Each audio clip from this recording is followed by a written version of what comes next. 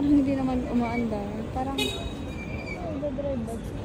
Parang nakakatakot. Parang bigat niya sa likod.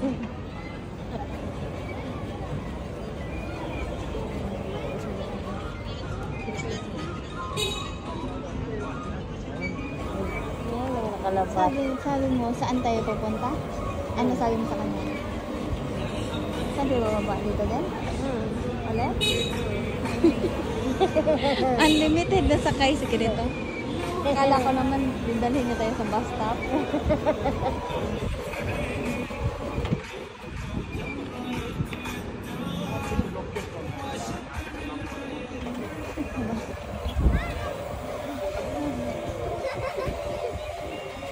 Yung ano lang dito, yung experience mo na sasakay-sakay ka.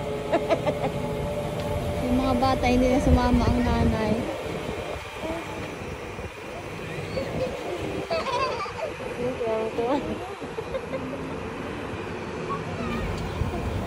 Same way lang siya, pero iba naman ang sinakyan. Nagulo ko ba? Mas maganda pa yung isa kasi meron pang tugtog. Oo, tapos nataas-taas. Pareho lang to eh. Oo, alam ko. Tapos doon din tayo nadaan. Ay, experience na naman. Mas mahangin doon sa isa. Silvio Plaza, maganda yan. Ganun na.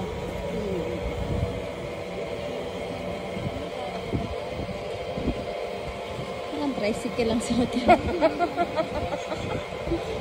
Wala ang tricycle lang siya. Tricycle lang natin. Binilisan niya na.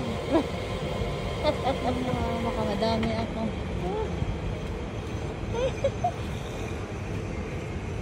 Saan ano sinakyan mo, Ineng?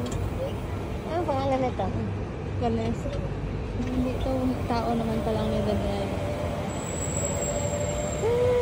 Kalesa, kalesa.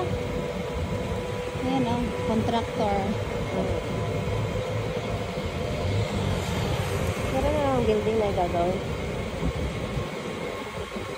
Ang mayayaman dito yung mga contractor. Ano dito si Ate Liz? Bakit ko siya dadalhin dito? Nagaganon din naman siya sa Canada.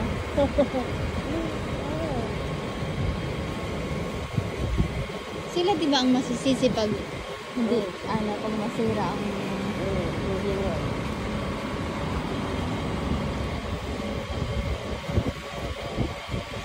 pag tinipid nila ang Sa Ate Liz ang ano?